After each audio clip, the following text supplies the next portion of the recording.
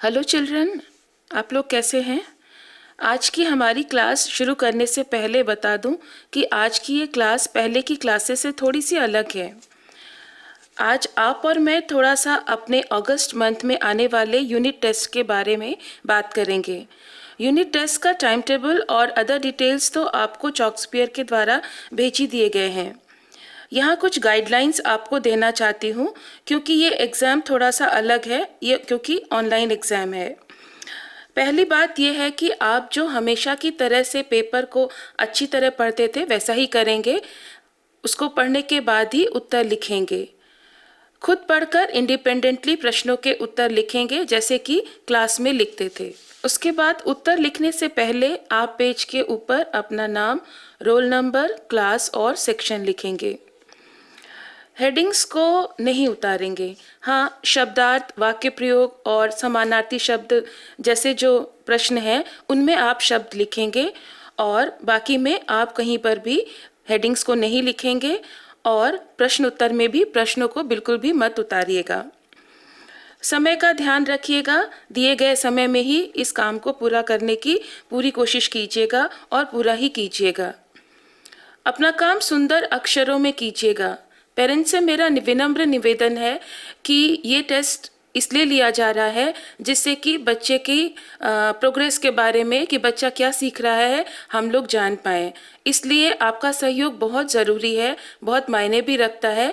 आप बच्चे को खूब अच्छी तरह पढ़ाइए, उसके सारे डाउट्स क्लियर कीजिए, लेकिन उसे अपना पेपर स्वयं ही पूरा करने दीजिए। खुद पढ़कर प्रश्नों के उत्तर लिखने देंगे। इससे हम बच्चे को आगे के लेसन्स के लिए अच्छी तरह गाइड कर पाएंगे और वो आत्मनिर्भर भी बन पाएगा। इसके अलावा एक और रिक्वेस्ट आपसे है कि चॉक्सपियर और मेरे मैसेजेस को रेगुलरली चेक कीजिए और उनसे अपडेटेड रहिए। चलिए अब आपको रिवीजन पेपर के बारे में थोड़ा बता देती हूँ। तो आपके सामने ये जो प्रैक्टिस पेपर दिखाई दे रहा है क्लास 4 के लिए, ये सामने आ रहा है और ये है रिवीजन 1। पहला प्रश्न है, इन शब्दों के अर्थ लिखिए। मैंने जैसा आपको शुरू में बताया था, आप प्रश्नों को कॉपी नहीं करेंगे, मतलब प्रश्न एक के आगे जो एक सेंटेंस लिखा है हेडिंग, उसे कॉपी नहीं करेंगे। लेकिन ये पक्का, हिम्मत, गूंज, ईमानदार, नेक, ये जो शब्द हैं इन्हें आप कॉपी करेंगे और उनके सामने उनका अर्थ लिखेंगे। दूसरा प्रश्न है, रिक्त स्थान भरिए। डमरू दूसरी में पढ़ने वाला छात्र था। यहाँ पर एक शब्द मिसिंग है, उस मिसिंग शब्द को ही आप लिखेंगे, पूरा वाक्य लिखने की आपको ज़रूरत नहीं है। तो इस तरह से पहला, दूसरा, तीसरा और चौथा, इसी तरह से आप रिक्त स्थान को इस ढंग से करेंगे। फिर है प्रश्न नंबर 3, दिए गए शब्दों का प्रयोग करते हुए वाक्य बनाइए। वाक्य बनाते समय आपको शब्दों को लिखना है। आप लिखेंगे व्यवहार और उसके आगे उससे एक वाक्य बनाएंगे। उसी तरह से अध्यापक, शिकायत और इंतज़ार, इन सब को अपने वाक्यों में प्रयोग करेंगे।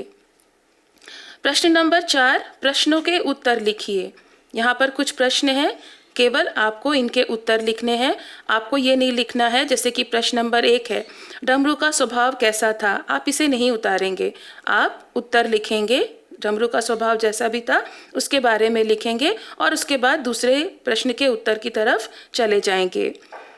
उसके बाद प्रश्न नंबर 5 है, रेखांकित शब्दों के लिंग बताइए। कुछ वाक्य दिए हैं और उनमें से कुछ शब्द रेखांकित हैं, यानी कि अंडरलाइंड हैं। आपको उनके लिंग बताने हैं, वो स्त्रीलिंग है या पुल्लिंग है। आप शब्द लिखेंगे और उसके आगे स्त्रीलिंग है तो स्त्रीलिंग और पुल्लिंग है तो पुल्लिंग लिखेंगे नायक और उसके आगे लिखेंगे पुल्लिंग। उसी तरह से तीनों को करेंगे। उसके बाद है प्रश्न नंबर 6, दिए गए शब्दों के 2-2 समानार्थी शब्द लिखिए। यहाँ पर कुछ शब्द हैं, इनके आपको 2-2 समानार्थी शब्द लिखने हैं हर एक शब्द के।